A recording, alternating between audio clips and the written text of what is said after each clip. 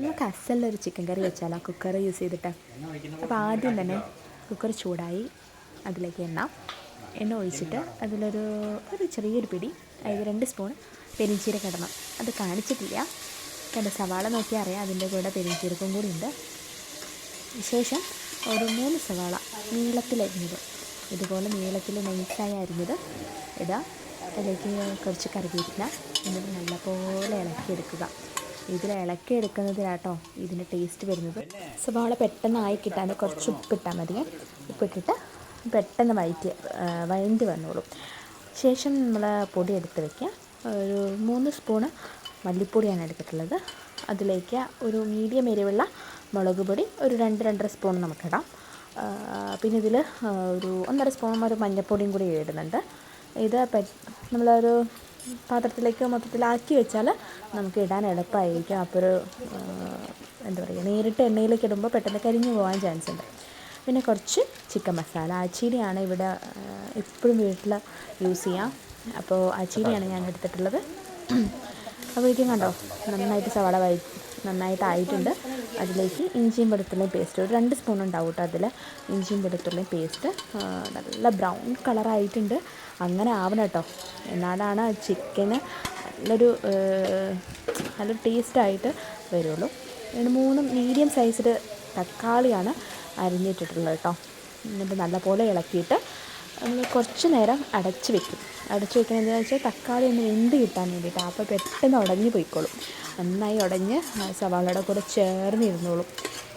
അതുകൊണ്ട് നമ്മളിങ്ങനെ വഴിച്ചാൽ അത് അങ്ങനെ തന്നെ തക്കാളി പോലെ തന്നെ അങ്ങനെ കിടക്കും. അപ്പോൾ നല്ലപോലെ കണ്ടോ, അങ്ങനെ ഒന്ന് കൂട്ടി വെച്ചിട്ട് ഒന്ന് ഇളക്കിയെടുത്താൽ മതി. എന്നിട്ട് നമ്മൾ അടച്ച് വെച്ച് തക്കാളി ആയതിനു ശേഷം നമ്മൾ ആ പൊടി ഇടും. ആ പൊടി ഇടുന്നതിൽ കാണിച്ചിട്ടില്ല, കാരണം എനിക്കെടുക്കാൻ പറ്റിയില്ല. എന്നിട്ട് അതിട്ടിട്ട് നല്ലപോലെ ഇളക്കുക. ഇനി അതിൻ്റെ ഒരു സ്മെല്ല് മാറുന്ന വരെ, അതായത് ആ പൊടിയുടെ സ്മെല്ല് മാറുമെന്ന് പറഞ്ഞാൽ ആ എണ്ണയൊക്കെ ഒഴിച്ചിട്ട് നല്ലപോലെ നമ്മളൊന്ന് ഇളക്കിയെടുക്കുക. ആ പൊടികളൊക്കെ ഇട്ടത് നമ്മൾ എടുത്ത് വെച്ചില്ല, മുളക് പൊടി, മല്ലിപ്പൊടി, മഞ്ഞൾപ്പൊടി ഒക്കെ കൂടിയിട്ട് എടുത്ത് വെച്ചതാണ് ഇപ്പോൾ ഇട്ടേക്കുന്നത് കേട്ടോ. അത് നല്ലപോലെ ഇളക്കിയെടുത്തതിന് ശേഷം എണ്ണയിൽ മിക്സ് ചെയ്തതിന് ശേഷം നേരിട്ട് ചിക്കൻ ഇടുക. ചിക്കൻ ഒരു മീഡിയം സൈസ് ഒരു ചിക്കനാട്ടോ വാങ്ങിച്ചിട്ടുള്ളത്. അപ്പോൾ ആ ചിക്കൻ അത്ര ചെറുതുമല്ല, ഇത് വലിയ സൈസാണ്, ഒരു മീഡിയം തന്നെ, എല്ലാം ഒരു മീഡിയം സൈസാണ് ആയിട്ട് കട്ട് ചെയ്ത് വെച്ചതാണ്. നല്ലപോലെ ഇളക്കി എടുത്തിട്ട് അതിലേക്ക് പാകത്തിന് ഉപ്പും ചേർത്തിട്ടാണ് നമ്മൾ കുക്കറിൽ വെക്കുന്നത്.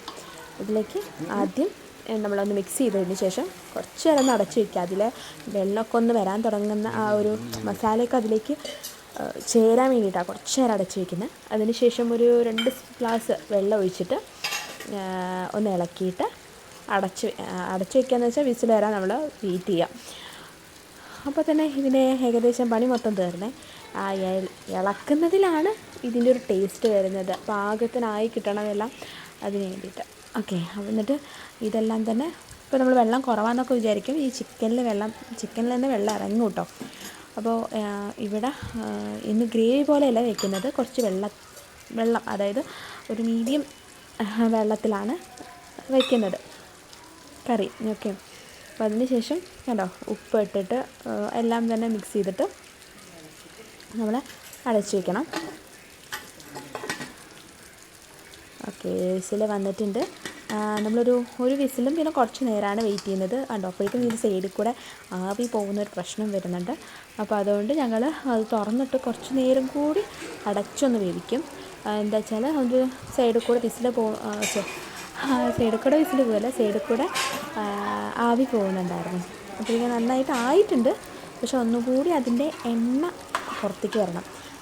പിന്നെ അതാണ് ചിക്കൻ്റെ ഒരു ഇത് പറയുന്നത്. നമ്മൾ വെന്ത് അതിൻ്റെ എണ്ണ മേലെ പാറും. നമ്മൾ യൂസ് ചെയ്ത എണ്ണയെല്ലാം തന്നെ മേലെ പാറിയാൽ ചിക്കൻ്റെ ഒരു പാകത വരുള്ളൂ. അതിൻ്റെ ഒരു അവസ്ഥ കാണിച്ചു തരാം കേട്ടോ. ഇതാണ് കണ്ടോ, ആ എണ്ണയൊക്കെ മുകളിലേക്ക് പാറി വന്നിട്ടുണ്ട് ഓട്ടോമാറ്റിക്കായിട്ട്. നല്ല ടേസ്റ്റ് ഉണ്ടായിരുന്നു. നിങ്ങളൊന്ന് ട്രൈ ചെയ്ത് നോക്കുക കേട്ടോ. ഈസിയാണ്.